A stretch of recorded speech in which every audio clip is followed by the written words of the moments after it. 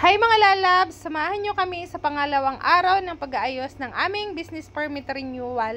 At sabi ko nga sa inyo guys, nung Friday natapos yung assessment namin ay 10 PM na ng gabi. Kaya naman di na kami na magbayad or pumila pa sa payment kasi nga yung pera din namin kulang. Ganon. Kaya naman sabi namin, dapat babalik pa kami bukas, January 20 Monday. Kaso sabi ko, wag na kasi baka makakasabay tayo sa madami. Kaya bumalik kami ngayong Sunday. At yun, naswertehan namin kasi kukunti lang talaga yung pila sa cashier. So yung processing kasi guys ng renewal dito sa Taguig ay January 2 to 20.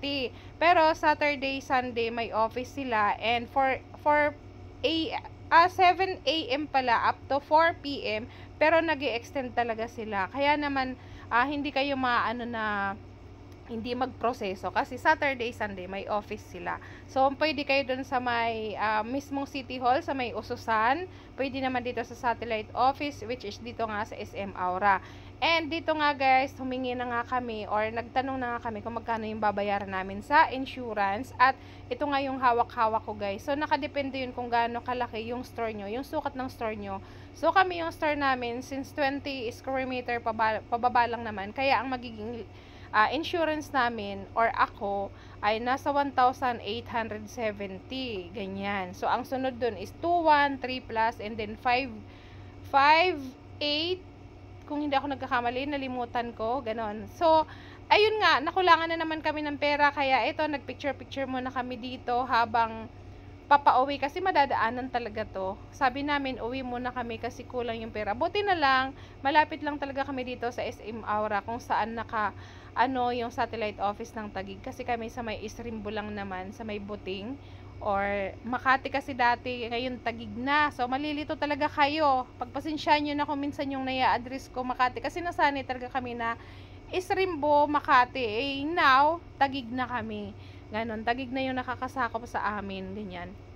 And nung pauwi na nga kami, tingnan nyo naman, di ba? Kung hey pachoy po sa ating mga Chinese na kaibigan dyan or kakilala, advance po, kung hey pachoy. Ayan, di ba magchi-Chinese New Year na kasi guys. And tingnan nyo naman talaga, napakaganda ng Chinese decoration dito sa SM Aura. At ito naman nga yung paglabas ng SM Aura guys. So yung daan na yun papuntang BGC. So uuwi muna talaga kami. Sabi namin balik na lang kami after lunch. At ito na nga yun guys. So nakauwi na kami niyan, hindi ko na na-videohan. And then ito, habang nag-aantay na kami dito ng resibo ng sa insurance kasi nakapagbayad na kami, sabi namin ano kaya kung magpamasahe muna kami. Kasi dito guys, may free na BP tapos masahe. So hindi kayo maiinip kasi habang nag-aantay kayo ng mga documents na pinoproseso nyo, pwede kayo magpa-BP dito, free lang po yan, and then magpamasahe. So yung masahe naman, very very light lang naman. And guys, paalala lang po sa mga high blood pala, BBPhin muna kayo bago magpamasahe. Pagka normal yung blood pressure nyo, ganyan, pwede kayong imasahe. Pagka hindi, kung high blood kayo, hindi po pwedeng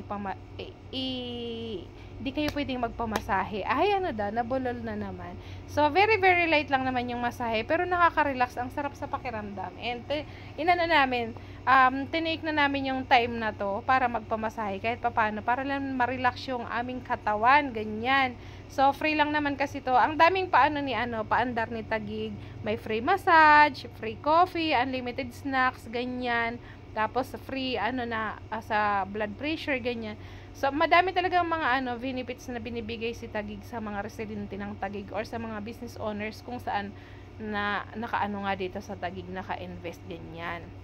Kaya naman, thank you kay Mayura kasi, 'di ba, talagang pinaglalaanan niya ng budget, yung kalusugan, yung mga ganyan, kasi siguro naisip niya, abay, napakalaki ng babayaran kaya kailangan alagaan ko tong mga to, ganun.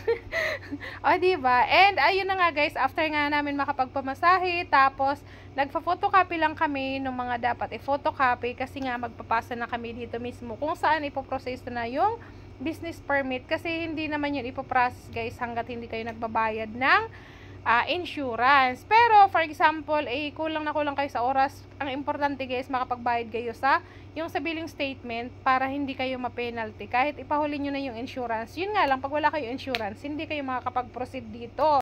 Kaya naman, bayaran nyo na lahat para wala na kayong isipin. O, diba?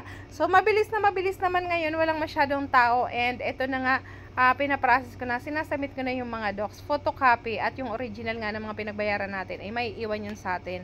And mga ilang ano lang naman, almost mga 2 hours ata o 1.5. Ito, hawak-hawak ko na yung business permit, o diba? So, yun lamang guys, don't forget to like, share, and follow, at tingnan nyo naman, diba, sa bandang huli, tuwang-tuwa kami kasi nga nakuha na namin yung business permit namin. Finally, thank you, Taguig! See you in my next vlog, guys! Bye!